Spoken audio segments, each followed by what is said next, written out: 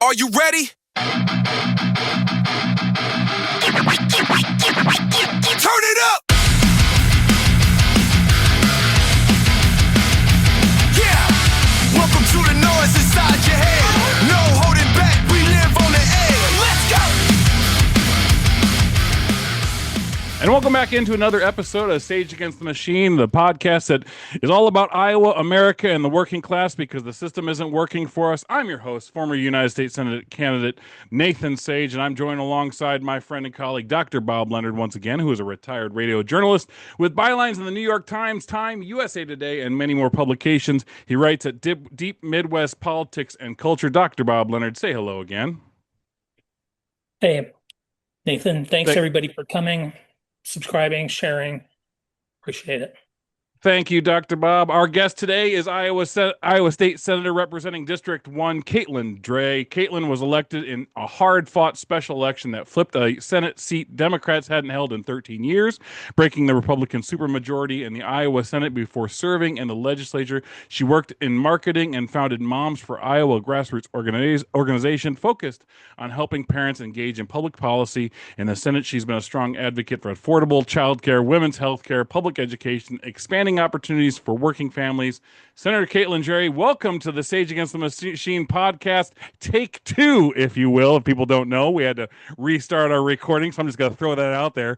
But what you missed in our first recording, we got to talk about the things we talked about really quickly. The one thing that I will talk about is two things that we'll talk about. First off, we talked about how Catelin and I met when in early June of last year, right before I was trying to talk to J.D. Schulten. It was her first interview with me as well. I had no idea she was doing it or going to be there because I was not told. I'm not a tracker. I'm not a Republican tracker. That's the thing I told her is I assumed she was a tracker. But then obviously Catelin did a great interview with me. She actually introduced me during that town hall as well because Nash was too scared to introduce me. He was scared. I forgot about that. Absolutely. Oh, buddy. So he introduced me, gave me candy. She gave me cherry sours. I feel like I should be sending you candy now that you're on the podcast. I don't think you can, actually. I think it's against the ethics rules. Yeah. Well, can't accept gifts of more than like $2.99 or something. Yeah, that's weird. How much did you spend on me then, huh? You weren't an elected official. You were not a So as a candidate, I think it's different. But I'm So you're saying my fat ass can have plenty of candy. So that's all. You can have as many cherry sours as you want. There we go. Come back anytime. Palmer Candy will get you hooked up. But I also went to Sioux City and I knocked doors for Catelin. I was like stuck behind a train for a while, so we were late getting there. Happens all the time. That's actually the most uniquely Sioux City experience that you can have is like you are exactly on time for something and then you get stuck behind a train. Yeah, absolutely. So you've experienced the full breadth of Sioux City. I want to say that it was a Sunday and I text you and Probably. I said, hey, we're running late. And you were like, I'm actually behind you. Like you were like a couple cars back behind Probably, us, but I was like, I am also at a train. It's fine. Yeah. And that was an experience. Knocking doors for you was fun. Like I said, there was people that came up to the door and that were just like, I already had pulled out your sign or pulled out information already had ready for you. And they were excited to vote for you. That was a huge thing, obviously, and we talked about that, about the amount of attention that you were getting during that time, and then how we talked about how Iowa won 3 special elections during that time, and you were one of those that set the tone, and that's why I believe right now we have a lot of momentum behind us. A lot of we're getting this attention. But the flashpoint I also we talked about before the recording decided to stop on us was your deal with your health. So let's start back with your health, where you're at right now, how things are going, and then we'll get to Dr. Bob so Dr. Bob can ask his question. Yeah, I think the first thing that I should say is that I am cancer-free. And I'll kind of start with the timeline, if you will. So as you said, nominated in a special nominating convention to run in the special election last year on July 9th. Election day was 47 days later, August 26th. I was sworn in September 15th and then diagnosed with uterine cancer on December 26th, so the day after Christmas. And that was after about a year of raising my hand to my primary care doctor saying my periods are irregular and I would like to get this figured out. And initially, in 2024, she had said, unless it's longer than 90 days, it's really not something we need to be worried about. Women are often kind of told that cycle irregularities are common. And I want to separate the difference between common and normal, right? Just because something is common does not make it normal. So raise your hand. You have to be persistent in talking to your primary care doctor because oftentimes they are just trying to meet, the demands of insurance. And that's a story for another day. But I was diagnosed on December 26th of 2025. And from the moment that my gynecologist said, you have stage 1 uterine cancer, I said, of course I do. I will use this however I can to advocate for people who find themselves in the same position without the resources that I have. And so session started on January 12th.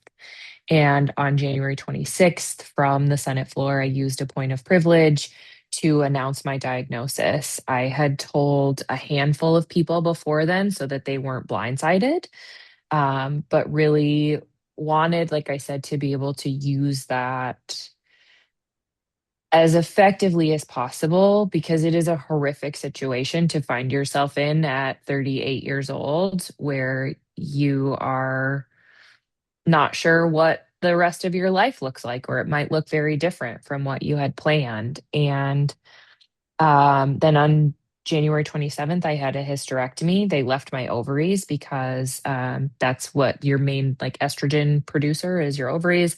And going into chemical menopause, which is what it's called when you have your ovaries surgically removed, can cause heart problems if you do that, if that's too early. And so initially when I met with the gynecological oncologist, I had said like, just take it all. I'm ready to like be done with this if that's what it takes. Like I was ready to be very proactive in terms of preventing future cancer.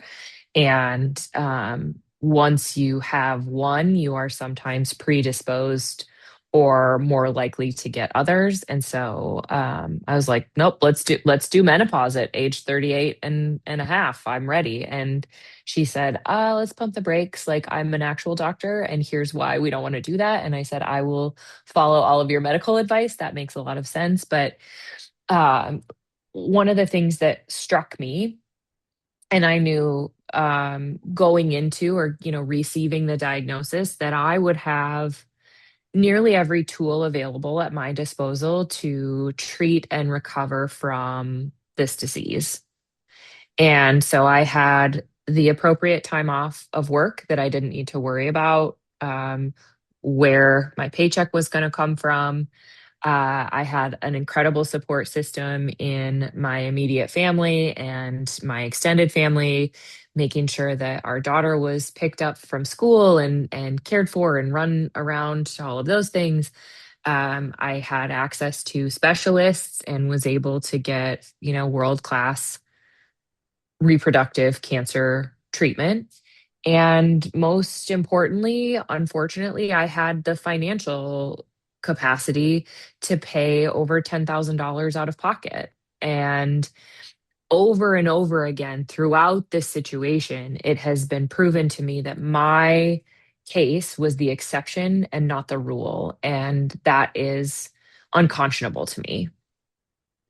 Yeah, I think, your story resonated. I told you this resonated with me a lot because, I've had my family go through it. And to be honest, I'm very deadly afraid of it because I know more Mm, than likely that's what's going to get me. mhm, And I think maybe you can just talk about this point for a quick second is like the moment that you're told that mhm, or for me, when my family was told that, it was like it felt like my innocence was like ripped away, as in the Mm, fact of like you always assume that you're just going to live till you're like 70, 80 years old, or you just assume that yeah. that's what the storybook way. And then for me it was like I got a phone call saying my dad has had days to weeks to live, and we had to figure out everything. Mm-hmm. And I know that there's that a lot of families and a lot of people across this country who go through the same thing. But what it does, and that people don't talk about, is it makes you conscious of death for like for some people, like some of the first times, right? And Mm-hmm. I'll never forget that moment of like, now I'm 41, gonna be 42, and I'm like, man, I gotta try to take care of myself better, or I gotta think differently about what I'm trying to do, because my dad Mm-hmm. made it to 54. I want to be past that, and At what the do I got very to do? least, yeah. Right. And so Yeah. talk about just that instance, that moment Mm, of what it's like to feel that and understand that life is precious. Like you only have a short amount. mm-hmm. And then what you're also doing is you're feeling that, but also trying to show a brave face for so many Iowans that you represent, and how different that is to try to navigate through mentally and emotionally. Yeah, I think I said this in my floor speech. I went back and rewatched that not very long ago, just trying to, kind of remember what that felt like. But I am genetically predisposed to cancer and environmentally predisposed to cancer. And so for me, it was more of a foregone conclusion than anything else. And so I had kind of always had that in the back of my mind. And I would be remiss if I did not mention that I was able to win a special election because my predecessor also died of cancer. Mm, And so it's not an outlier for me. I I didn't have that same like contention with my mortality. I think because I had always kind of assumed that that's what was going to happen for me. And I was not fearful of it. I was I think it's the eldest daughter in me where I was like, fucking try me, cancer. Like yeah. what else, like what else is the universe going to put in my path this year that seems undoable or, out of the realm of possibility for me to say like, no, I'm good. We'll figure it out. And I think the tension and the fear that you're mentioning probably has a lot to do with the reality that medical debt is the number one cause of bankruptcy in our country. And so again, I am the exception where I didn't have to think immediately, how am I going to pay for this? Mm, And for so many people, especially in Iowa, they put off treatment because they're afraid of going to get the initial diagnosis. Because what does it mean when I have cancer? And then the longer you wait to get diagnosed, the more expensive it is to treat. And it begets more angst and cost. And so I understand when people say, like, oh, I haven't had a physical in 10 years, because it's easier to just go about your daily life in ignorance. And I think that's probably, an analogy for the political reality that we find ourselves in right now, too. It's easy to ignore and not pay attention to all of the noise because it's hard and scary. And I might not like what I find under the covers, right? When I look a little bit closer, I probably am not going to be thrilled about the representation that I'm getting at the federal level. I probably am not going to be thrilled about the amount of money that this costs, whether that's cancer or politics, right? And so that fear and that unease is just bleeding through everything right now. And I encounter that every time I'm listening to somebody at their door where it's like, when you vote, do you usually go early in person? Do you go on election day? Do you vote by mail? Okay, when you're deciding between candidates, what's usually on your mind? And people are like, "Oh, I don't really know." And I said, "Okay, what's another another way that I can ask this is what feels hard for you right now?" Mhm. And every single time it's I'm afraid of what the doctor is going to tell me. I am afraid that my health insurance isn't going to pay for it. I am afraid that I'm not going to be able to stay in my home because of the price of X, Y, or Z. And there's just this unease that kind of ripples throughout everything. And so using that cancer diagnosis as another tool, a horrible tool that I would never wish on anyone else, but as another tool for me to be able to say, I see you and I understand exactly how scary and frustrating this is. And how can I help? What can I do to make this a little bit more bearable for you? And I I worry sometimes that that's going to sound crass, that I'm like, no, cancer is just a tool for me to get elected to office.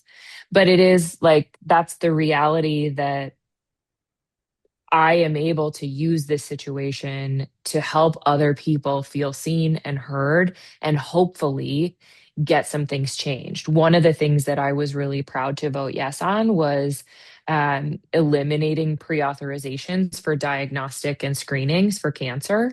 So, a health insurance company is no longer the person that's deciding whether or not you can get a mammogram or a CT scan or, that your doctor can say like something is wrong here, I would like further testing. So we've eliminated that at the state level. I would love to see pre-authorizations go away for a lot of things. But that's kind of one first step that I was really happy we took in a year where it felt like we didn't really accomplish very much of anything at all in the legislature. But yeah. One thing that you mentioned there before I get to Dr. Bob, one thing you mentioned there is you're talking about, what it's like to be able to go through this, and what I caught myself drifting back to was my memories and my thought process and what I was Yeah. going, and then looking back on it, I was like, wait, I was a 22-year-old Marine when my dad got diagnosed with cancer. And I thought to myself, I had been through Iraq at that time 2 times. I'd lived through Jesus. mortars and all of the chaos that goes with war. And so me, I felt kind of like almost at that point invincible, where you're like, well, I made it through this shit. I Mm-hmm. can make it through anything, right? And it's like, can't people who've never gone through that, and it's hard to find anybody who's never gone through it, but Mm-hmm. who have never felt that, understand like it is the biggest grounding force I've ever had to deal with, where it's like you are living your Mm-hmm. life and it just everything stops, everything was paused. You have to think about Mm-hmm. what the ramifications of it are to your family, to everybody, and how you're going to have to deal with it. And for Mm-hmm. me, it was extremely, extremely stressful, emotional, hard time. And then I had to do it again with my mom. But for you, it's Yeah. like you were doing that in a light where the light's shining on you because you're where you're at in your career, being on the state floor and doing that. Like I can only imagine that, but I think what's Mhm. good about the situation, I think that what we want to point to is like what Democrats are really starting to point to is like, listen, man, cancer's everywhere, and we have these problems in our environment, problems in our state that we need to fix, so we're not all going through the same process and dealing with the same Mhm. issues. So if anything, the bad has caused a good light to be shown Mhm. on an area that a lot of people, might not know about or not might not understand. And by having people like you and me and people out there to be able to talk about these issues and talk about what it's like from a personal perspective, I think bodes well for so many people to go get seen. So many, because I Mhm. one thing I always talked about is like the reason why we're struggling is because nobody will go to the doctor because they can't afford it. So Yes. like that's the thing, is like, even if you can't afford, like, you got to get seen, you got to get taken care of early, you got to get checked early, because it's so much Mhm. better when it comes to cancer being seen early and being checked early than waiting and waiting and waiting, and like you said, Mhm. kind of just going through it and going, oh, like kind of hoping that it changes, or kind of just not trying to Mhm. involve yourself. I think that's what I like about you talking about it. That's what I like, Democrats shining a light on it. That's why I love Chris Jones being, for advocate for clean water and talking about it all the Mhm. time. I think more that Democrats can point out and not, and I hate because a lot of Republicans will be like, "Oh, you're just fear mongering. You're fear mongering." Well, Oh my we're gosh. not fear mongering when so many Iowans and so many Americans are dealing Mhm. with this in the richest country in the world. So, Mhm. um, I just want to say I I appreciate mean, you so much. yeah, if you want to like accuse folks of fear mongering, I think demonizing gay, lesbian, Yes, trans, immigrant folks and that level of fear mongering has yet to be met or exceeded with the number of times that we talk about cancer and what that absolutely, can do. absolutely. And I talk about this too a lot of times with people where those kind of culture war things are all meant to be a distraction from the absolute extraction of wealth from the working class and the consolidation of wealth and power in the very slim minority of people at the top. And that resonates so much with nearly everyone. And the statistic is like, is it like 70% of Americans couldn't put $400 together in an Hmm. emergency. And so when you look at it through that lens and you say like you have a class of political leaders who are making policy that only benefits this minority of people at the very tippy top and the rest of us are left to fight for scraps, it it is nearly universal in my area, right? And the healthcare piece is just another kind of layer in that larger conversation of wealth extraction, unaffordable living, whether that is your home, your groceries, your gas, your trips to the doctor, your childcare. It's all becoming untenable. And it it's, yeah, like I said, almost a universal experience at this point, especially in my area, which is a we're the fourth largest school district in the state, and we are the like first property tax poorest district. And so we compare to other districts of similar size, and it's like four homes in. No, we paused again. Please don't kick me off. Pausing. Ah.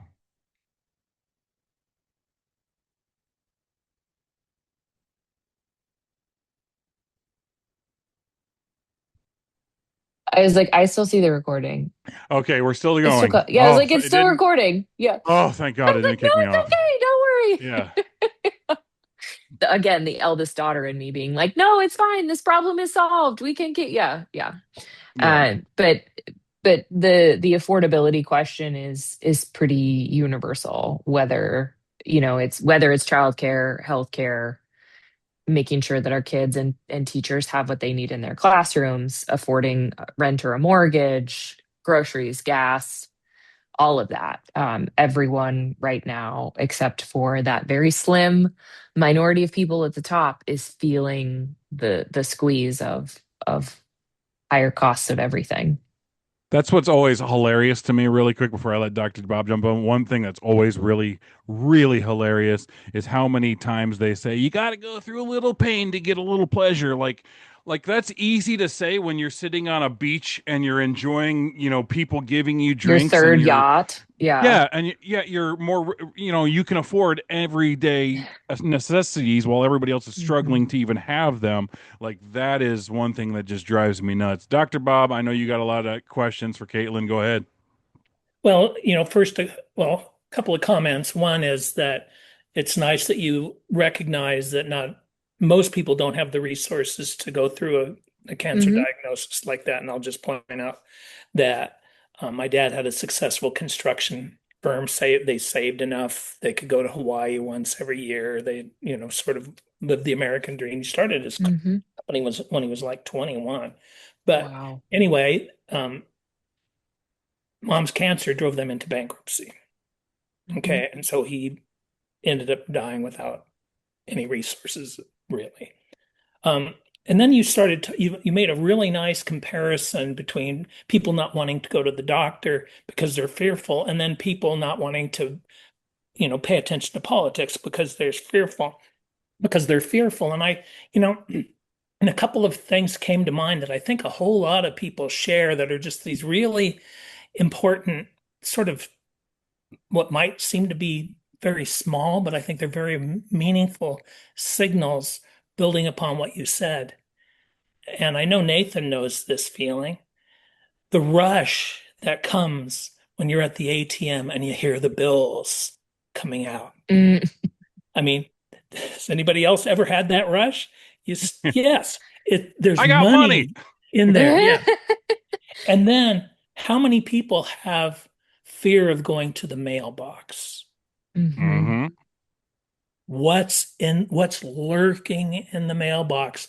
What bill is unanticipated?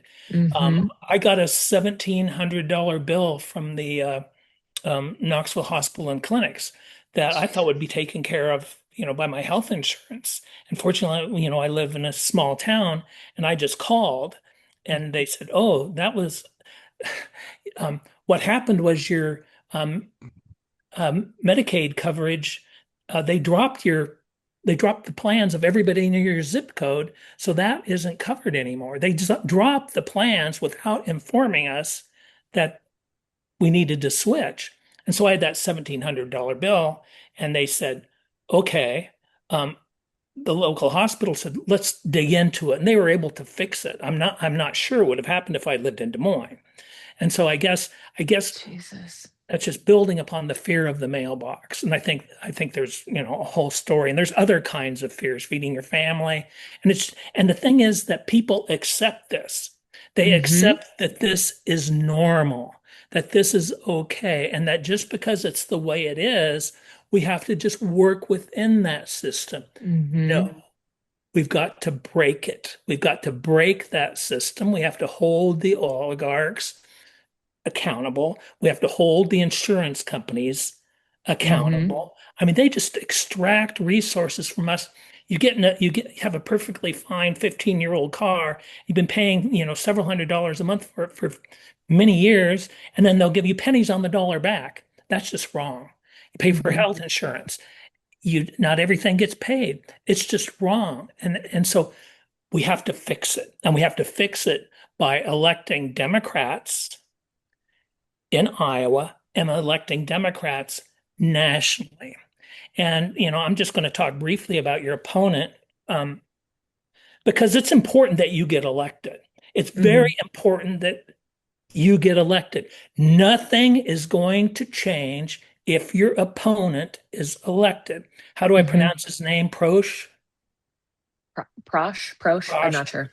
I'm looking Honestly, at his like website. I've never met him. He wouldn't debate last year.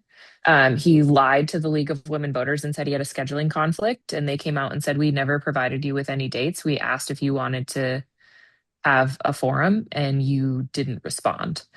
So I've never met him. I've no. He's lived in Sioux City for maybe 3 or 4 years. Um, Voted in Sioux City for the first time, I think, in 2022. So I don't know. I don't know him from Adam, as they say. Well, we know he's a coward. We know he's a coward, and we Your know, words, Dr. Bob. yeah, they're my words. He's a coward. If he wouldn't debate you, why? What does he have to hide? Why doesn't he want the public to know what he's all about? And I watched a Mhm, video of him, and he's got all these, culture war kinds of things. But mhm, one of the things that he said sounds like it's going to hit your community particularly hard is he wants to end the income tax. We mhm. already have an income tax, a flat tax that Flat tax disproportionately rate. Flat flat tax tax rate. rate, which is Okay. different. Uh-huh. Okay. So explain to Do me you want what me the to? difference Yeah, is. yeah. Yes, please. So we have a flat tax rate and not a flat tax. So the rate is, I think, is 3.8%, right? But we maintain any like federal deductions that come down. So we mirror all of the itemizations and deductions at the federal level in the state of Iowa. And so I could be, I'm in let's say, like, what is the highest tax bracket? 21% at the federal level, right? And I itemize on my taxes. This is an example, just not my personal situation. But I itemize my taxes. I maintain those deductions and those itemizations and reduce my taxable income in the state of Iowa as well by that same sort of metric. I don't know if it's like one to one, but you maintain any deductions in the state of Iowa, and then you actually reduce your taxable income. So my taxable income is decreased, and then I pay the 3.8% on whatever my like reduced income is. Whereas a flat tax says everyone pays the same amount regardless of deductions, itemizations, XYZ. Okay, but still, the system we have is still regressive. Impacts Yes, the correct. yes. Yes. And some of the solutions that I have heard floated to make up for that I think it's $1.4 billion annual deficit, we're spending one-time money on ongoing expenses at the state, is an increase in the state sales tax. We have also changed our property tax system.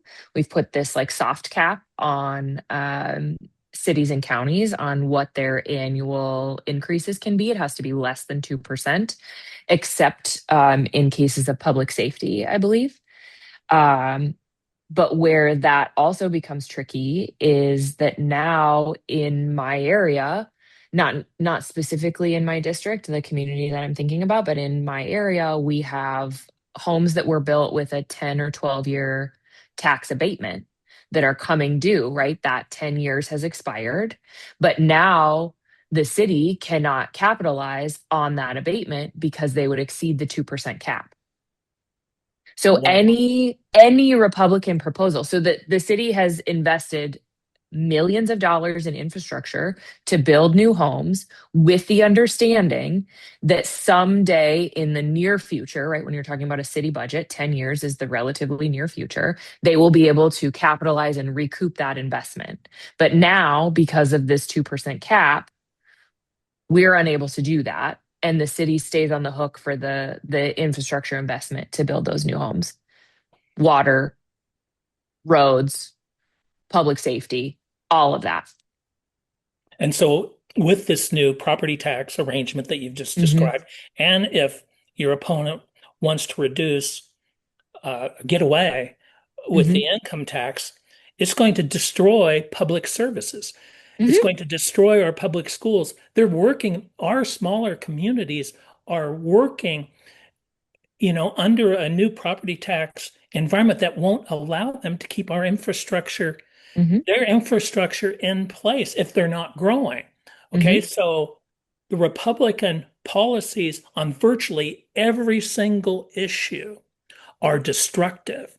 And your guy, I watched an interview with him, he's just blindly, sort of regurgitating these Mm-hmm. tired old Republican talking points, and the fact that I can watch him and he's so unanalytical, he's so unthoughtful that he's not thinking about the consequences of anything. He's just this, soft little robot that's going to do the bidding of the oligarchs. This is a line in the sand.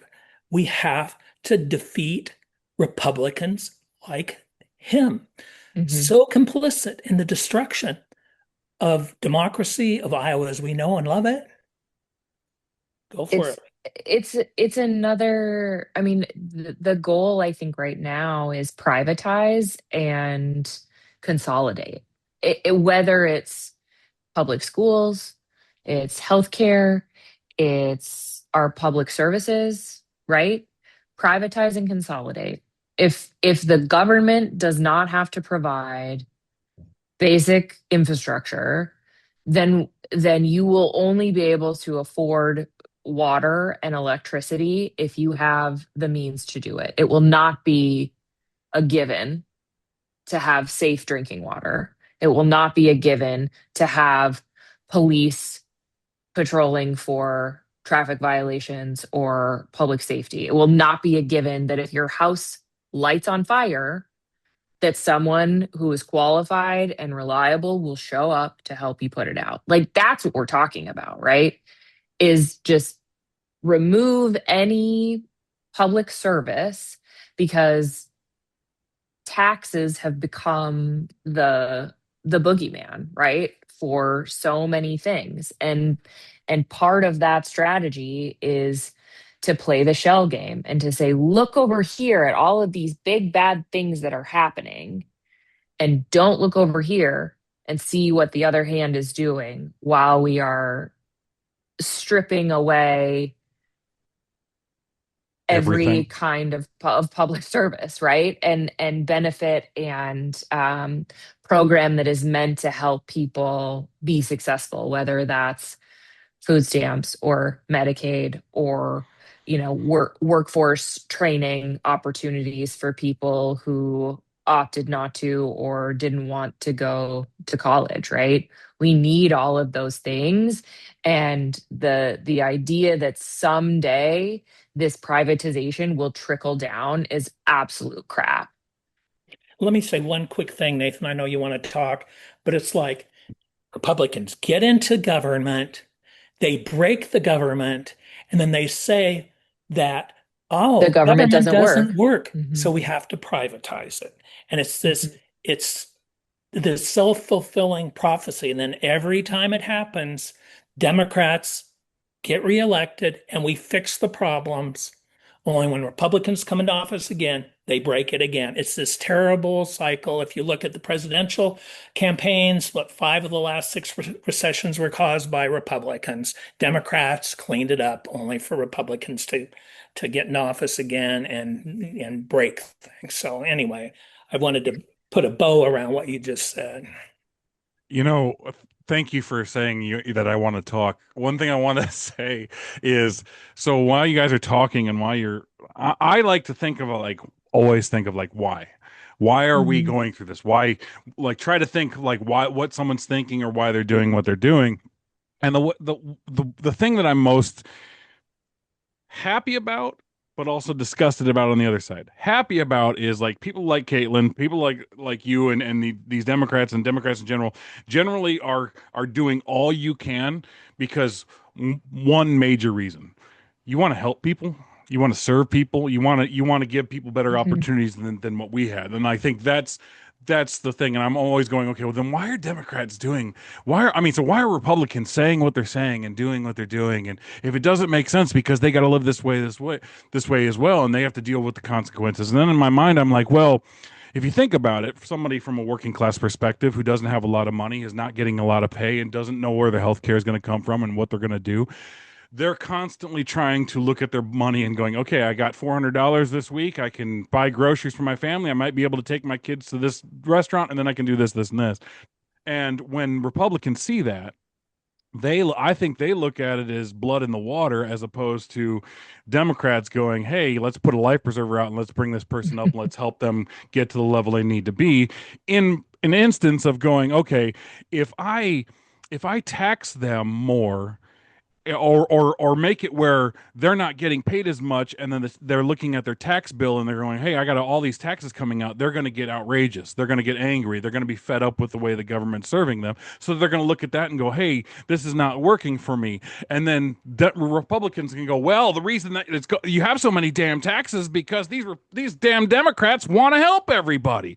So it makes mhm, people in the working class more individualized, more closed off, more away from everything, staring at Fox News every day, staring at their phone, and not being able to understand the reason that we're all fed up is because mhm, the people that are this, like your opponent, is serving the rich and serving the Republican establishment and making sure that their policies and their talking points keep going so they can continue this bullshit over and over and over, while all of us are going like, look, at this has not been working for us, look at our state.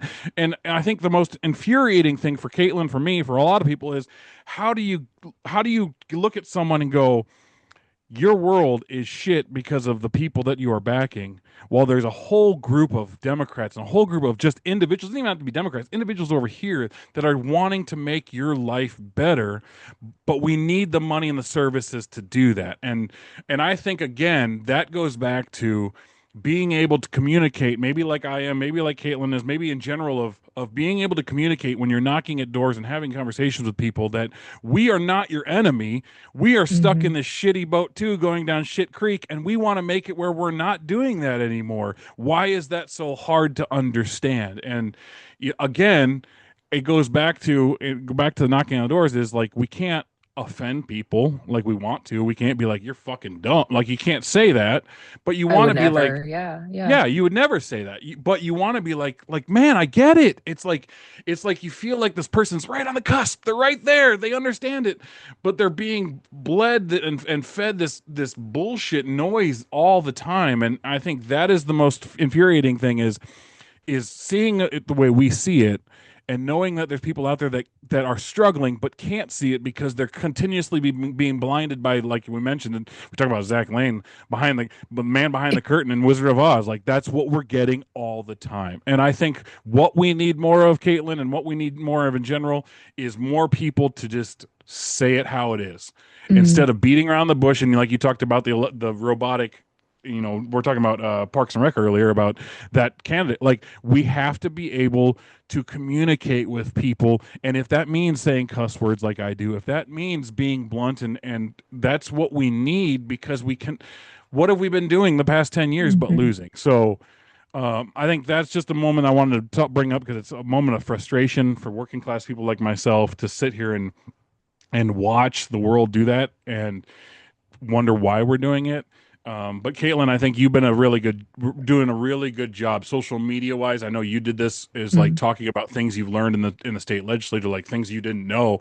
And I think that's things that we have to keep showing people, is like, listen, we're mhm. regular people. We're learning things more, and they are using the rules against them. So Hmm. I don't know. I wanted to riff. I wanted to talk a little bit about that, because it's one point of frustration that when you guys were chatting. Yeah, if I could, I mean, the thing I think that frustrates me the most, and I'll be candid, I think like I don't come from Iowa politics. I am not of the political class historically. I ran for office because I said we need more regular people who understand what it's like to live a regular life, who want to see their community be successful as Who opposed dyed to their hair once? their name. Honestly, right? Like, could you imagine? The biggest line of attack, in case you're not in the Senate District 1 media market, was that my hair was pink about 10 years ago. Oh my God. She's a radical. Too far out for Iowa was the line. And then they like flashed in a little like uh clip art alien. Anyway.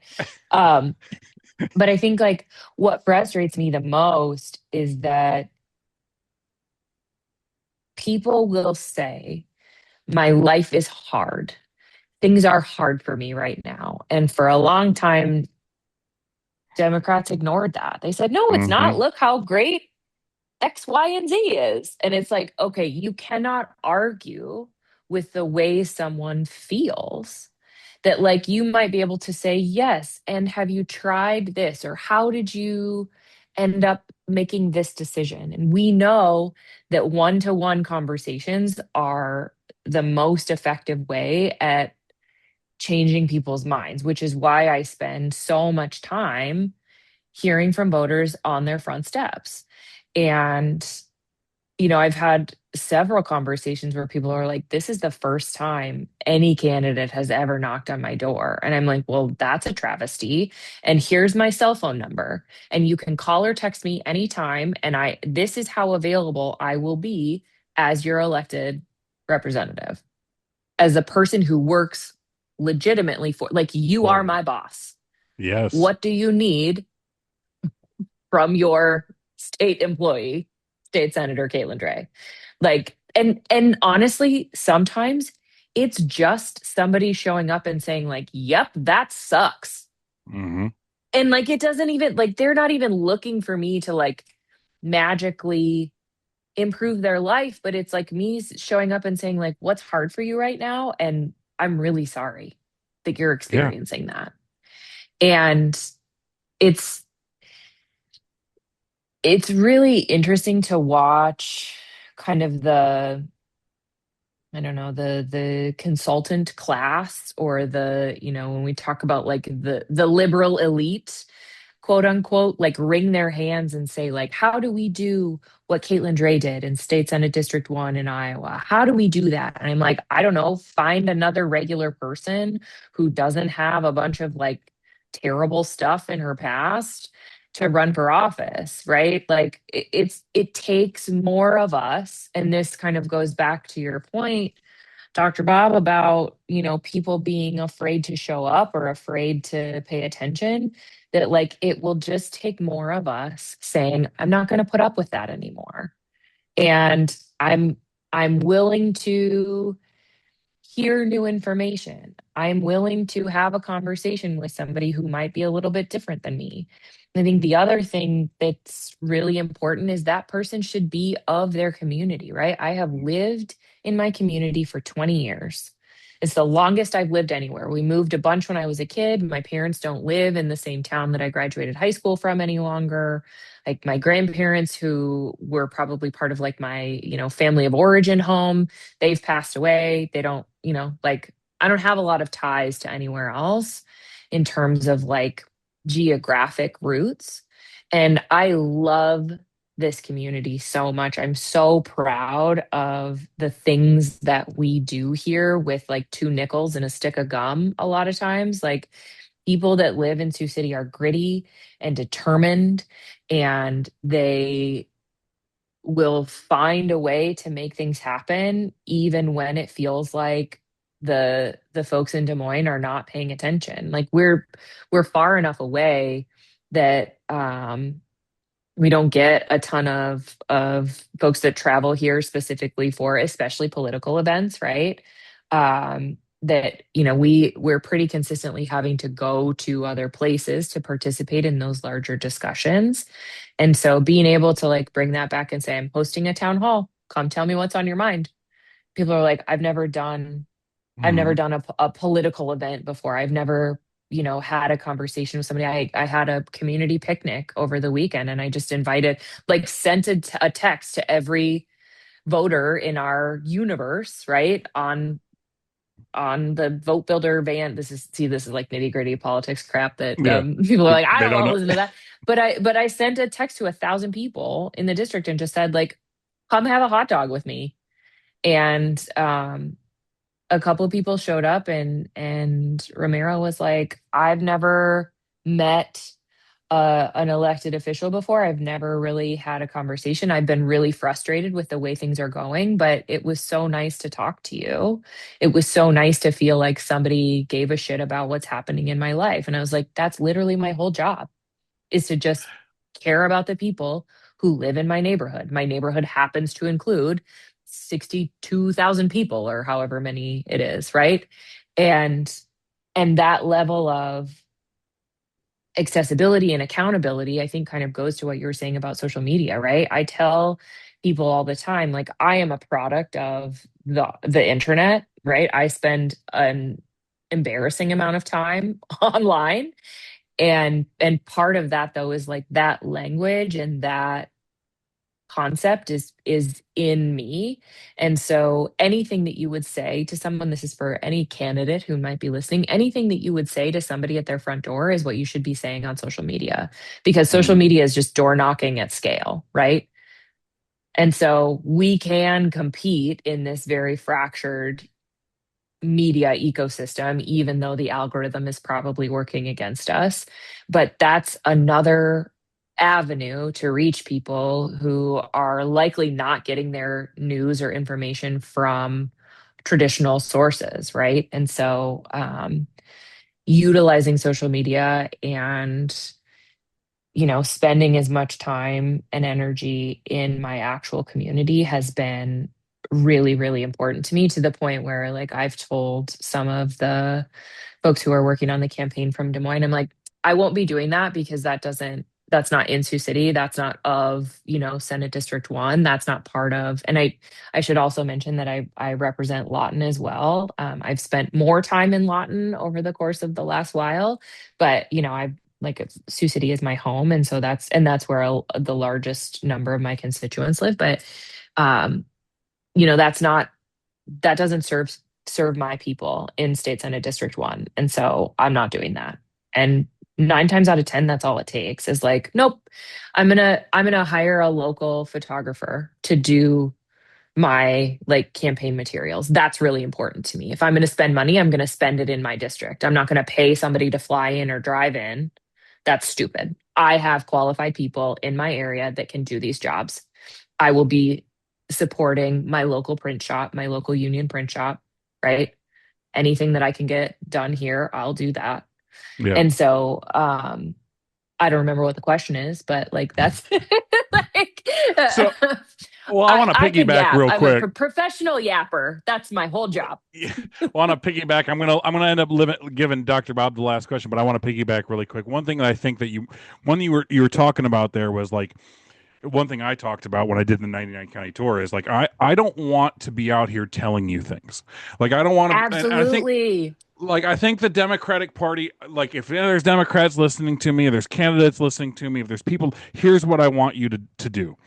I don't want you to be a used car salesman. Meaning, It's so like, great. I feel like there's so many people, so many just in general that don't go independents, Democrats, whatever, in that gray area that don't go to town halls, that don't go to events because they know they're going to be sold a lemon. They know they're going to be told that this Mhm. is what we need to do, this, and this, and this, and this, and here's your talking point over here. And can you believe the Democrats are doing this and all this stuff?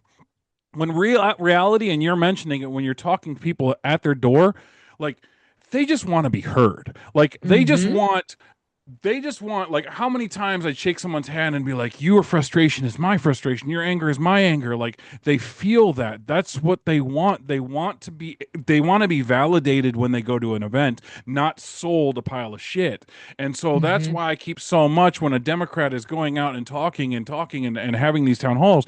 Like that's great. Go out, you gotta go see the people. But take a Mhm. moment to shut the hell up and just let And these listen. people talk because the only Mhm. way that we're going to fix the problems in the working class, the only way we're going to fix problems across Iowa is for Iowans to speak up about the things they're going through and our Mhm. representatives who are supposed to be representing them actually listening to them and coming up with constructive ways to actually fix the Mhm. problem they're going through. And so that's why I love you, Caitlin, for doing what you're doing. I know you are 100% about that and listening because I've seen you have these conversations and I'm excited for you going forward. Dr. Bob, any more questions before we have to say goodbye to Caitlin? I just want to know in particular how we can help you. And then Mm. any advice for those of us that don't live in your district, what can we do to help get other Iowa Democrats elected? Yeah. So one thing I'll say, and this kind of goes to what you're saying, Nathan, about hearing people. Oftentimes, politics is there's this barrier, right, where we are not inviting people in. And this is a lesson that I learned very early on from my legislative clerk, Kira, who is an incredible organizer, but is also Kira just Barker, an shout out incredible, to yes. got a shout out to the Polk County Dems. Kira Barker, there you go. Yeah, she's executive director of Polk County Dems, but more than all of that is like she has a heart for service.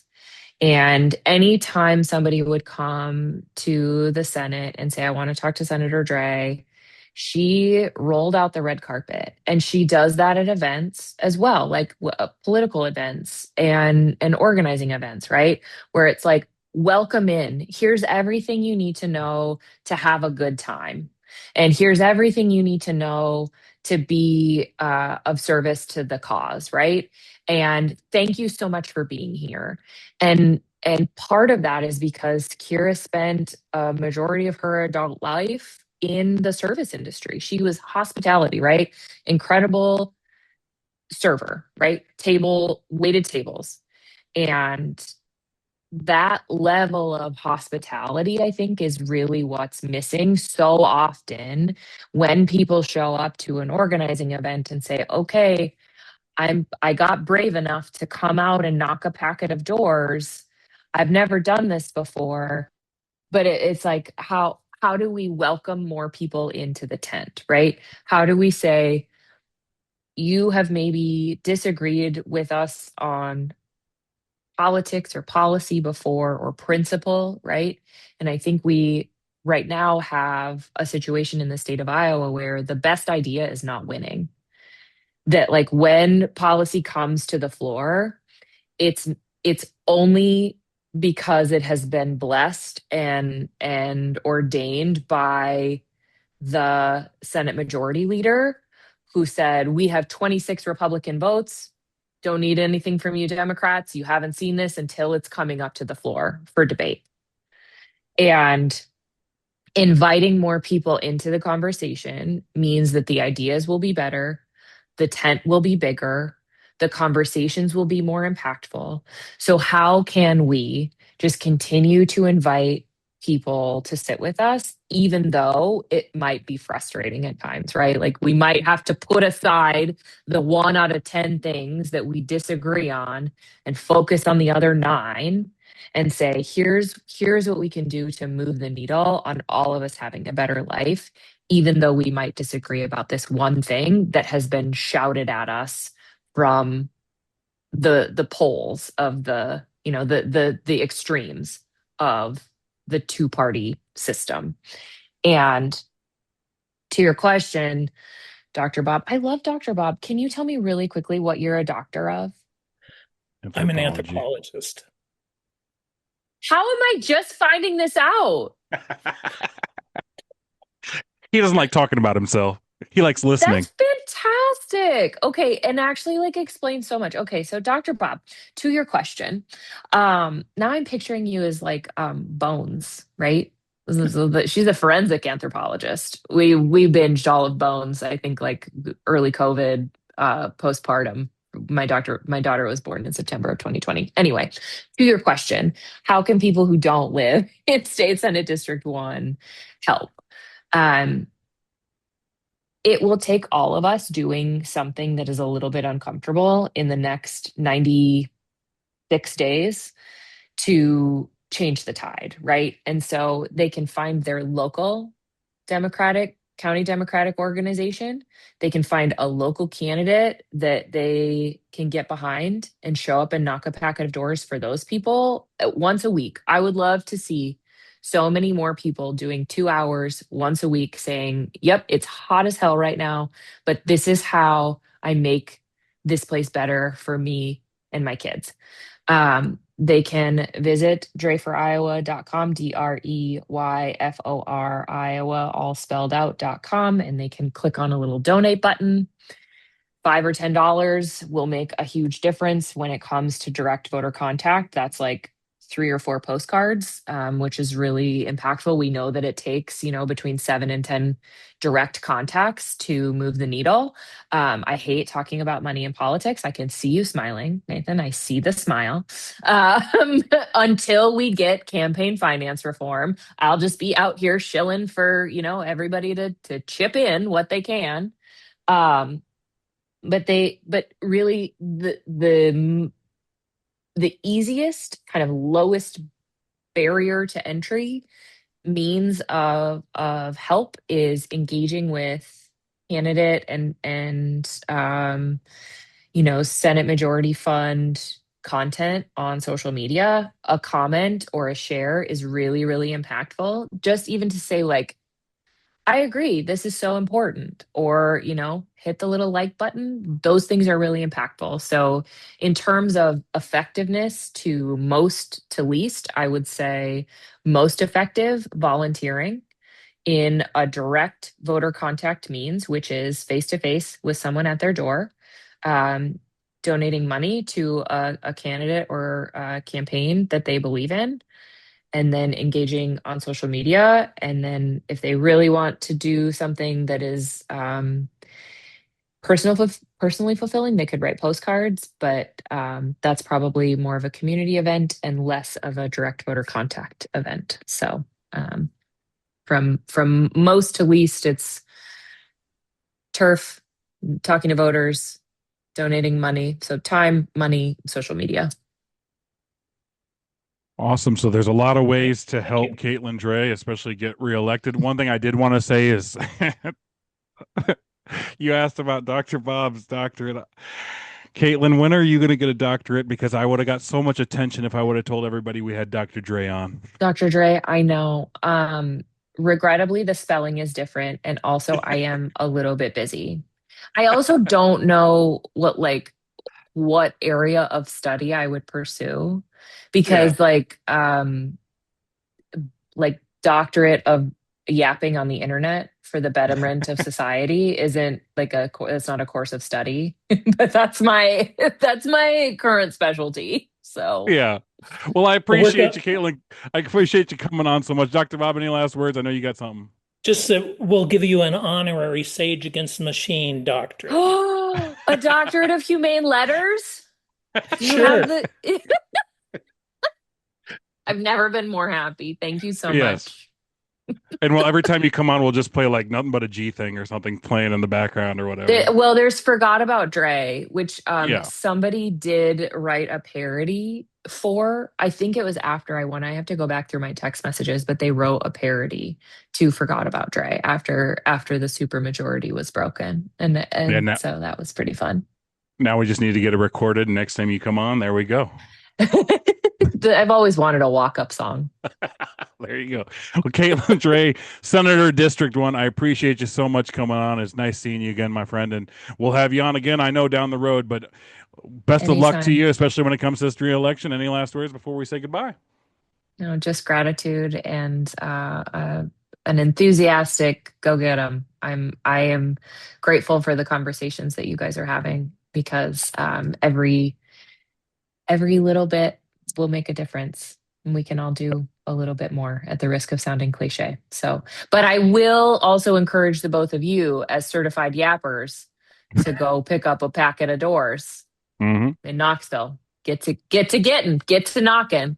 See, I'm a little timid because last time I knocked doors for you as scorching hot. Then I knocked doors for Renee Hardman, and one of my staff members wrecked, like rear-ended my car, my truck. So I have a little bit PTSD on top of the PTSD I already have. But I Yeah. do need to get out there and knock some doors, especially for Josh. I'm gonna need you to get over it. That's what Yeah, I'm gonna right, need you. I'm right, gonna need you right. to get over it and get back out there. Just like my drill instructor said in boot camp, grab the big purple straw of life and suck it the fuck up. That's what you got to do. There you go. But I appreciate you again, Caitlin. Thank you so much for coming on, and I appreciate you Thank just you. being here. And I wish you luck when it comes to re-election. Appreciate that. Thank you. I'll see Thank you. you. And thank you again to Senator Caitlin Drake for joining us on the Sage Against the Machine podcast up in Sioux City. I'm glad to have her on, Dr. Bob. But we got to get to our headlines. We're running a little bit later. Obviously, we had some technical difficulties, but we had to get to our headlines. And the main headline that I wanted to make sure that we got to is the headline that everybody seems to be talking about, especially even Republicans want to talk about it, which I think is hilarious because they have nothing to do with it, is Iowa Democrats continue responding to the loss of first in the nation caucuses. Did Iowa deserve to lose its first in the nation status? Should Iowa replace the caucus with a primary? What does that mean for Iowa's influence in national politics? How should Iowa Democrats rebuild heading into 2028? I know, Dr. Bob, we've had people come out saying their side of things. I know Rita has said that they're going to worry about that until after the midterm elections, and then they'll make their decision on how they're going to move forward. We will have Rita on here August 4th, so we'll get her thoughts on that as well. But you know, you've been around a while. I know you've covered the caucuses for a long time. You've been around there. You've gotten a lot of thoughts. I know this last year with Rita going around, she was asking Democrats to get their thoughts on the caucuses and what maybe we should change, go forward. There's a survey out about that. This comes down, obviously, it feels like to me, and I think a lot of Democrats, it feels like a slap in the face from the nationals perspective, but I'm going to turn it over to you and you let you talk about it. Well, first, let me say that I understand and appreciate all of the criticisms of the caucuses, that they're unrepresentative, that Iowa is too white, that it doesn't allow, participation by everybody. It's a cold night, but, I understand and appreciate all of that. Still, I think that we didn't deserve to lose the caucuses. We played an important historical role since 1980. And the fact is that Iowa didn't screw up the caucuses, even though the pundits won't tell you that. Democratic National Committee shoved an untested app down our throats. It didn't work. Tom Perez is never liked the caucuses. The Democratic National Committee destroyed the caucuses. It's because of them, their untested app, that that we didn't get the results that we wanted. And I tell you, I heard all about it. I was on CNN the next morning with Stephanie Ruhle and got my ass chewed for that. And so the media was angry at it. They're still blaming Iowa for it. That's not true.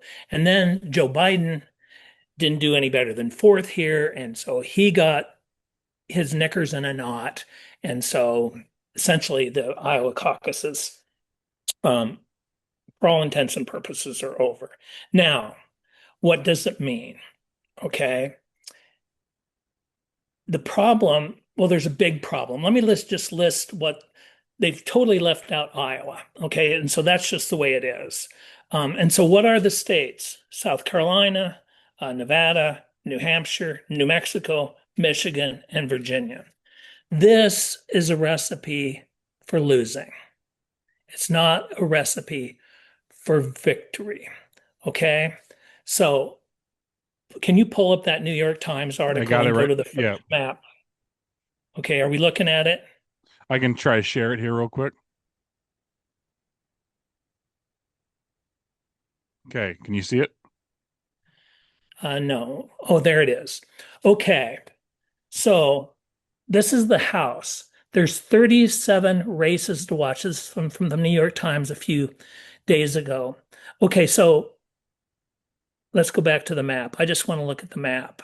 There. Perfect. Okay, so we've got safe blue states. We've got states that are the yellow or beige or whatever it is. Those are toss-ups. Okay, and then the reds are leaning Republican.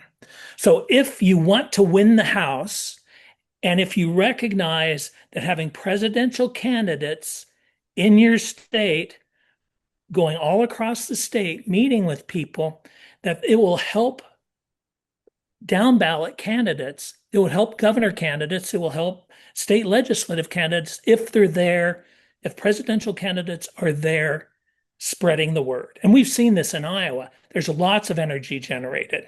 Okay. And so I think it's really good. And in 2016, we watched, well, I think 15 or 16 Republican candidates in their caucuses traipsing around Iowa, telling all kinds of sharing all kinds of Republican messages in town after town after town, when Hillary Clinton was dragging her feet and not getting in until March. The Republicans had already flooded the state with their messaging. And I think that put us at a disadvantage.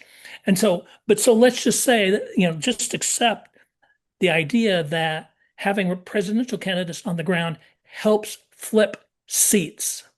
So Nevada, New Mexico make no sense. There's going to be millions of dollars spent there when we know it's already blue. And they were chosen, for good reasons. It was because, to build upon majority Hispanic and near majority Hispanic states or large populations of Hispanics. Okay, so those are two wasted caucus seats. Now, if you wanted to have or primaries rather, if you wanted to have presidential candidates in competitive states, put them in Arizona and Texas, appeal to the Hispanic populations, Native American populations there. Okay, so they didn't apply. They didn't apply to be caucus states, maybe because they didn't know the energy that can come with being a caucus or a primary state. They didn't know that. Wouldn't it be nice to flip Texas? Why not have a primary there? Okay, so there's nothing contested in South Carolina. It's important to, reach out to the Black community and have them represented. So, maybe there's a contested race there in the Senate. I don't know, and it's not even on the map here. Look at Pennsylvania. Why Mhm. not have a primary there? I'm not sure if they applied or not. Michigan, absolutely, have a primary there. Virginia makes sense of all the lists. Virginia, Michigan makes sense. New Hampshire doesn't. New Hampshire's always done what they wanted anyway, too. Right. New Mexico doesn't matter. South Carolina doesn't matter with respect to um, winnable places. So to me, this is a tremendous missed opportunity that this is about making people happy, and they should be happy. I lived in New Mexico when Bill Clinton was running for reelection, and he just came to the airport and waved at us. So I understand the desire to be represented. Now, ask the people in Nevada and New Mexico, would you rather have a caucus or a primary rather? Would you rather have a primary or would you rather have Democrats controlling the House? I think they would say they would rather have Democrats Absolutely. controlling the House. Let's look at the Senate, and that's just down the page a little bit. A little bit more. Okay. So we know that Josh Turek is competitive in Iowa. That's another reason to have it in Iowa. It says it's leaning red, but I don't believe that for a second. And Georgia's it's competitive. Uh, North Carolina is leaning blue. I guess New Hampshire is leaning. But where I would hold, I mean, if anybody's going to pay attention to me, Texas. Why not Texas? Why not Iowa? Why not Ohio? Michigan, certainly. So I guess let's think about having the caucuses. Forget the historic traditions of Iowa and New Hampshire. Let's have the caucuses and the primaries. I guess caucuses are going away. I'm just force of habit saying that. Let's have them in competitive states where we need our candidates to win, to control the House and the Senate. And this year, I would say Ohio, um, Georgia, um, Michigan, maybe Virginia, Iowa, certainly, not because of our historic role, but because of let's win. Let's not waste money. Let's win. And so in the future, I think that there should be a discussion between the states and the national committee about where to hold the caucuses so that we can win. Rather, it's more important to win. Once we win, we can do all kinds of things with respect to representation. And by putting it in these competitive states, that's going to move. It might not ever come back to Iowa. It doesn't matter. It should move around the country where we can win. Winning is the most important thing. Now, that being said, does that make sense to you? No, I agree. I think that, like, I love what you're saying. I think that the Democratic Party in general shouldn't be fixed in on tradition and we did this way and this is where it needs to be. I think you are absolutely right. We should be where we need to be. Like, right? And I think that's a problem from the Democratic Party's perspective in a lot of ways, is like we've heard many times saying they don't care about rural voters, and we know that that's not true, especially here in Iowa. But I think I've always been an advocate of, let's start everything off in the Midwest somewhere, because we get so much of the East Coast and West Coast politics.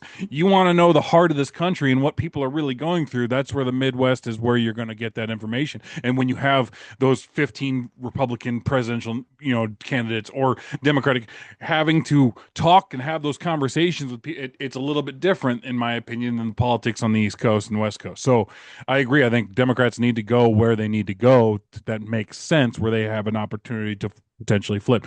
The problem that you're going to get into, the argument that you're going to get into, Dr. Bob, is you see it that way while other people see it a different way, and those two bumping heads on disagreeing on what we should do for the better of the country. And I think that is something that is a bigger topic, a much larger, huger issue across the Democratic Party in general. Is there's so many different people saying different directions the Democratic Party should be going. Well, that's fine. I don't expect anybody to follow my recommendation. I would just like to say that the number one priority is winning. Yes, Now, absolutely. and and we're wasting money in some of these caucus states when we could be, I mean, my God, Pennsylvania.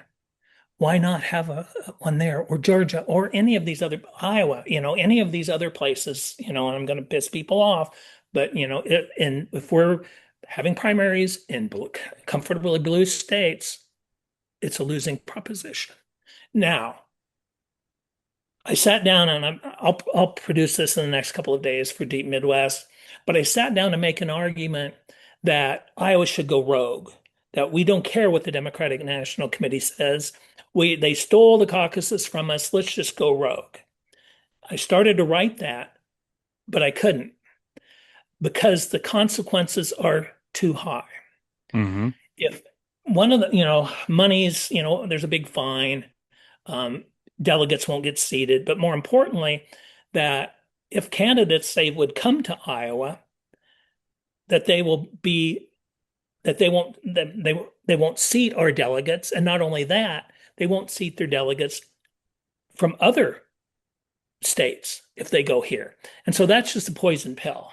It's a poison pill, and we can't do it, because I would still like to think that some presidential candidates would come here and say, campaign for our House district people. We want to win the House. We've got at least 3 districts that are in play, according to the Cook Political Report. I think it shifted this morning from 2 to 3, and a Senate race. I would like to have presidential candidates coming here. Remember, Republicans, Trump will be here. All kinds of Republicans will be here, fighting for Ashley Henson, all the other representatives that are Republicans. They will be on the ground conveying, support for the candidates and repeating Republican lies and misinformation and all the stuff that they do all the time on MAGA media, and the politicians do it. That will be here, and it will hit big. If we can't have any presidential candidates coming here, and I know they're going to spend most of their time elsewhere, but it would be nice to have some of them here. So I don't think we should go rogue. I tried to make the logical argument, and sometimes I don't know what I think about something until I start writing it, and my natural inclination to go rogue was wrong. I don't think we'll get afford to. I think your natural instinct, and the same as mine, and the same when we're on this podcast, Dr. Bob, is you want to say this. That's what you want to do. You want to say F you, like we're going to do it the way that it needs to be done if you're not going to do it that way. The problem is you have, you mentioned it, is what you just said about the delegates. And it's kind of in a situation where you're damned if you do, damned if you don't. I look for, in times like this, when it comes to this, I look to leadership, right? I like what Rob Sand said. I think, his idea is like state law specifies when it's supposed to be done. Follow state law, let them figure it out after that. I like that approach. But I just feel like what I will say is I don't want this to become a negative distraction for Democrats here in Iowa that Republicans are even trying to turn it into, as we've seen Jeff Kaufman, the idiot from last week. We've seen Ashley Henson. We've seen a lot of these people put statements out blaming Josh Turek or blaming Rob Sand, or trying to find ways to turn it negative, And so what I want is the Democratic Party to do all they can. And again, we'll have Rita on here August 4th. We'll have her on. We can ask her. But I want Democrats to keep trying to do what they can to not let it turn into this overshadowing negative story. And I think right now specifically, we need to focus on what's in front of us as Democrats. And it's like, we can worry about that in 2028. Right now, we need Josh Turk elected. We need Lindsey James elected. We need, STG elected. We need Christine, but we need Rob Sant. We need all these Democrats that are fighting for the things we're fighting for from the working class right now to get elected. That should be the main story that we're trying to focus on. And that's what I don't like about the National Democrats with this decision. I don't know why it needed to be made now or whatever. I would have loved to know more after the midterms. I don't know the timeline, but between that. But I think at the end of the day, let's continue to focus on the positive. Let's continue to focus on that. And then when we finally do flip it blue and we get Iowa to be a purple or a blue state, and we get what we need in the House and in the Senate, then we go, okay, we've seen where Iowa's at. We're seeing where the playing field is. What do we do now? And I think that's when the time to make that decision. But I believe in times of uncertainty, I'll always push to leadership, and that's what I'm saying. Is in general, I think what Rob said is the way that I think that we should be focused. Let it become a non-story, and then we'll get to it after the midterms, so after we get these Democrats elected. But that's why I didn't like the story coming out now. I just felt like, and doing this now, I don't know if it had to be done or what. I know there's planning that goes into it, but I'm just in my mind, I'm like, I feel like momentum is on our side right now. The last thing we need is to be shooting ourselves in the foot, especially here in Iowa. And you're going to and Republicans are saying what they're saying because they know they're going to get Democrats irritated and angry and whatever, because some Democrats feel very passionate about where Iowa is and the Iowa caucuses. So that's my thought. Is I want to make sure we talked about it, but I also want to make sure that we don't allow it to turn into something bigger than what we're going through right now. Of Josh Turek, we need in the Senate. Lindsey James, we need in the House. We need Rob Sand. Let's focus on that and worry about that when we can. Your thoughts, Dr. Bob? Yeah, I'm sure that the party will come up with a plan to get Iowa's voices represented, and not defy the rules of the DNC. And so I think that, again, like you said, let's just trust leadership to make it happen. Yeah, and don't go until, rogue. and that's the thing is, like, let's trust leadership, and then if that comes to a point where leadership lets us down or whatever, then we can talk about that, and then we can go rogue, and then we can really be the way we want to be.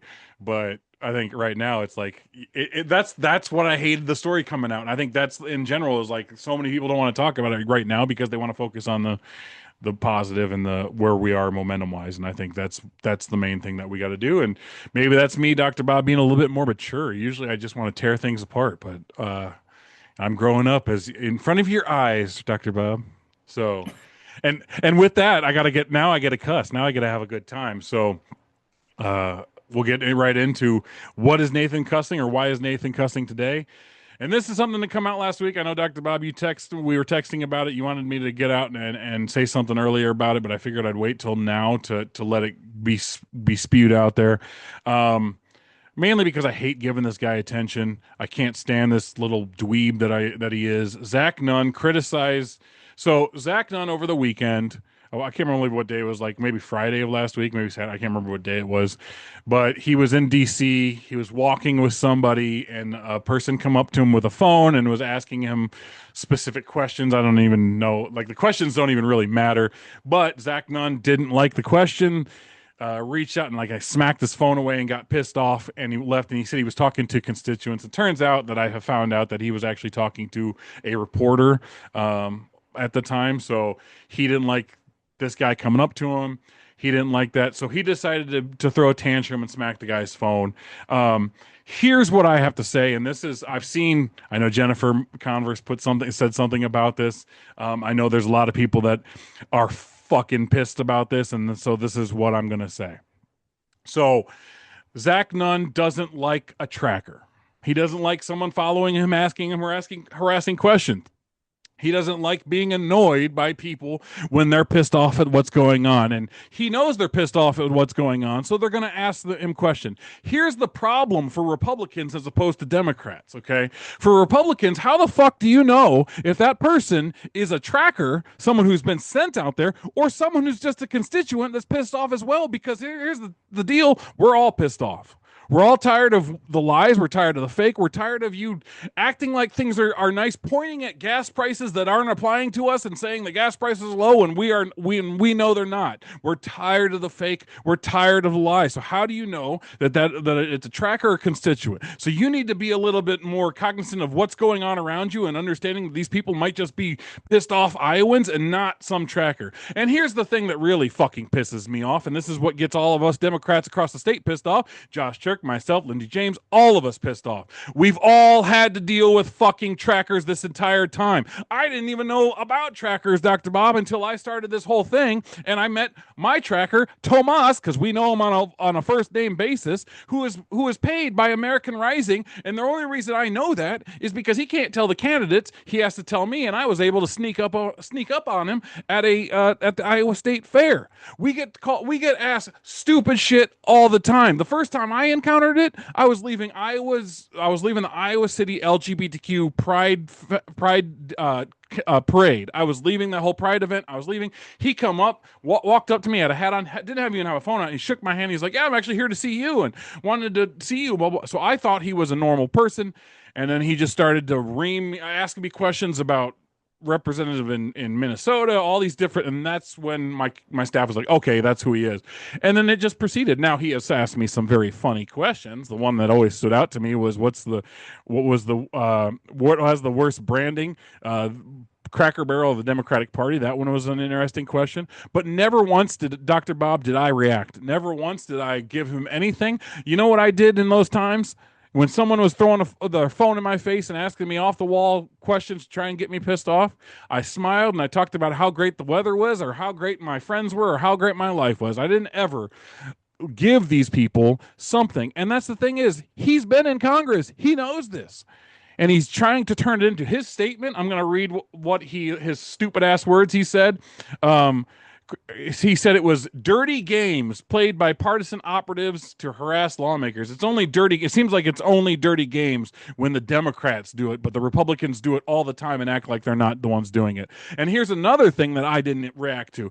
This is the most pissed off moment that I've had with my tracker. I know I've told you this, Dr. Bob, but I'm going to say it again. There was an event here in Indianola where I live. Dan Osborne from Nebraska, an independent, was here at Simpson College, and he was invited by the college to speak. So we went to that one, and I know Dan Osborne. I went to that event. Me and my wife went. We met Dan and his wife. We had a great conversation with people there, and we see Tomas walk into the where Dan's going to speak, and I was like, "Why is Tomas here? Is he?" And so we were telling Dan Osborne's wife, Megan, like, that's our tracker, and she looks at me and she goes, "That's our tracker. He's the one that follows us around as well." And so I distinctly remember that. And then Tomas left the event early to stand outside. Now, this is a late at night event, 10:30 at night. We're almost done. My staff is in the parking lot talking. I'm walking up to them talking about what we got going on the next couple days. It's right around our 99. I told my wife, "Hey, go to the car and get it started because it's a little warm." I said, "I'll walk over there when I'm done talking to these guys, and then we'll head out of here." Luckily, I did that because remember, at 10:30, 11 at night, I get done talking to my guys. I start walking to my car, and Tomas, who thought we were coming out a different exit, didn't see us until I was walking to my car, comes sprinting at me in the middle of the night with his phone up, yelling stuff at me. And in my defense, I'll just say, I didn't do anything. I got in the car and I said, "What? I'll get the hell out of here." And I told Amanda to drive, my wife to drive. In my mind, someone who's a veteran, someone who comes from the background I come from and where I've been and what I've done, you come sprinting at me at 10:30 at night with something in your hands, you're lucky that I didn't react. Zach Dunn, I didn't react. And you were in broad daylight bullshitting. So if I didn't react, you don't need to react either. I was able to control myself. Why the fuck can't you control yourself? Because at the end of the day, you're trying to be a tough guy. That's the reality. You are trying to show that you're going to be tough to all these people that are asking you tough questions. When in reality, there are the tough people that are voting and trying to figure out who the hell they're going to vote for. So when you slap their phone away and you act like they don't matter, you're doing that to so many people across the state that feel the same way as that person who was holding that phone. And if you can't handle a question from a tracker, or if you can't handle just ignoring somebody like I had to many, many times, then get the fuck out of here.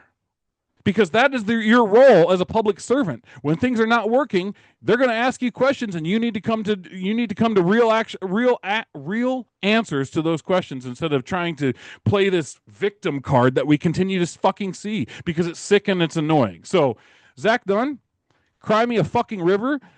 Put your big boy pants on and answer the damn question, or ignore it and move on. The last thing you need to be doing is assaulting somebody and showing how crazy you actually are. So that is my take on it, Dr. Bob. You have any thoughts on it? I just think it was interesting, although not unsuspected, how easily he lied. Yeah, I'm with a absolutely. constituent. Yeah. Don't you protect, can't you protect their privacy? Only more angrily. He knew he was with the reporter. Just that lie just came out of his mouth instantaneously, trying to frame the narrative, and he was caught in his lie. Lying is so easy for him. Lies, Well, misrepresentation, and plus he's hiding from his constituents. well, it just shows how stupid he is. Because here's the deal: you literally just gave them what they wanted. If you think that they're a bipartisan tracker and they're doing that, you're just giving them what you want by reacting like that, right? And so I know what it is.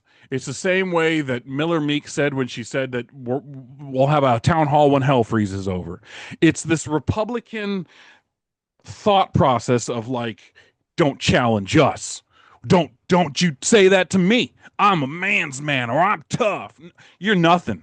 You're a little pipsqueak little bitch that has his hair slicked back. Like, you are nothing, because you won't have town halls where you'll answer those questions. People, real tough people, will answer the tough questions and won't run away and hide from it. So, like, I saw that and I was just like, dude, how many times did I want to say something? Did I want to make fun of? Did I want to harass? Did I want to do all the time? All the time. Because here's the deal, like, Dr. Bob, like I said many times, me and you are working class people. When working class people, if you don't understand, we handle our business. If we're there, we have a disagreement, we have to fight. We handle our business. We try not to get other entities and things involved. We handle it one on one. And I'm telling you this right now: if I was in Washington D.C. and I came up to you with my phone and I said something like, asked you a question, and you smacked my phone, I'd knock that motherfucker to the ground. That's exactly what I do. And so he's playing this, they're playing this toughness card when they're not tough, because they feel like that's what people want, when in reality people want you to answer the damn question. People want to know why their world is so tough, why they can't afford things, why they can't have the basic decency and the basic necessities they need in life to survive.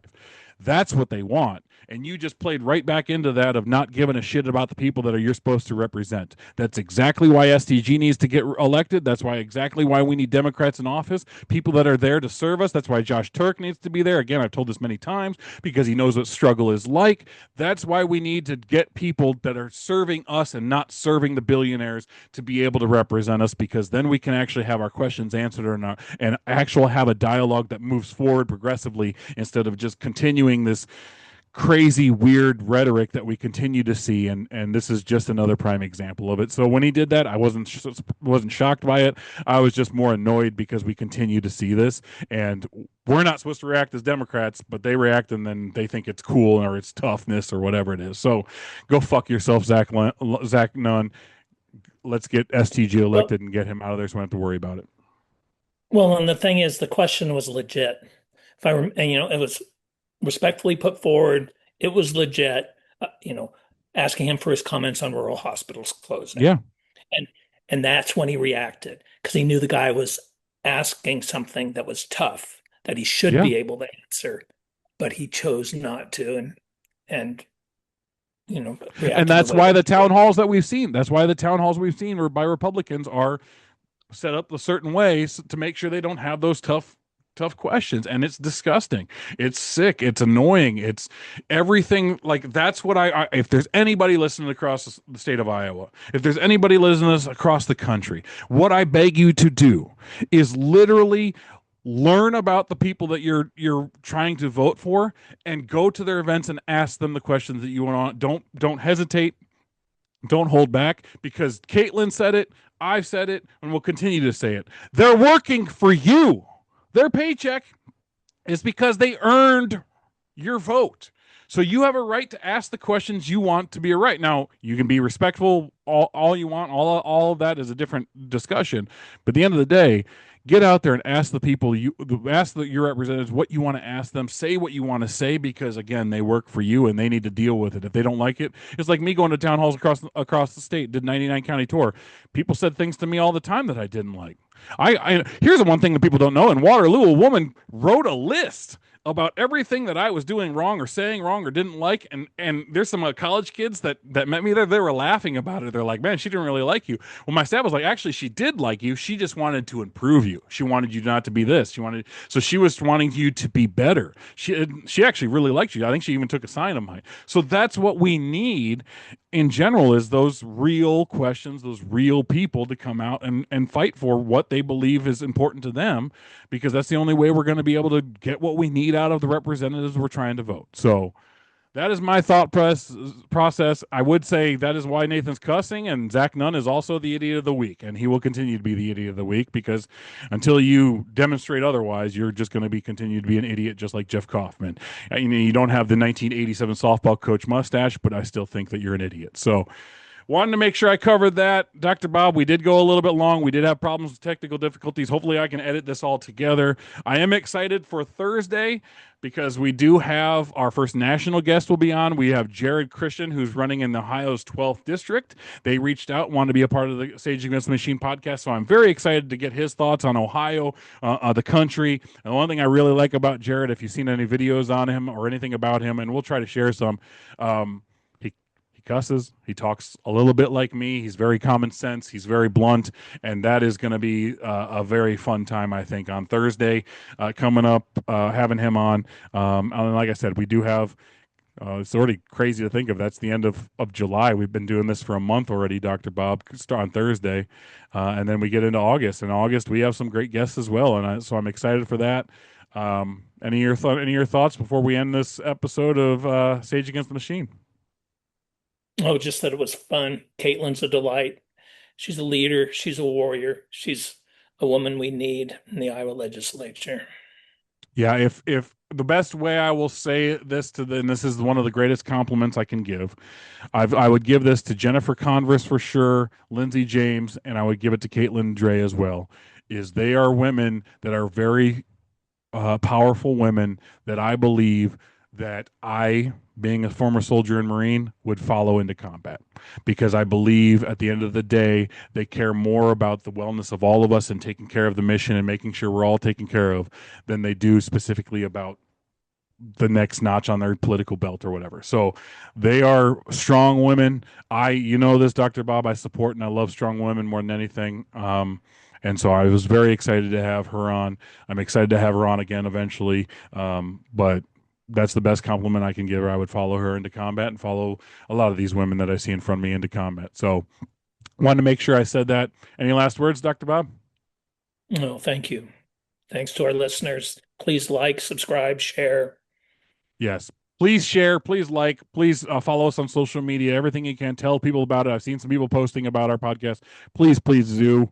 It's hard to get this growing unless we get help from everybody else. So appreciate everybody. Appreciate you, Dr. Bob, and I'm excited for Thursday. With that, catch me next time. You got to catch me on the flippity flip.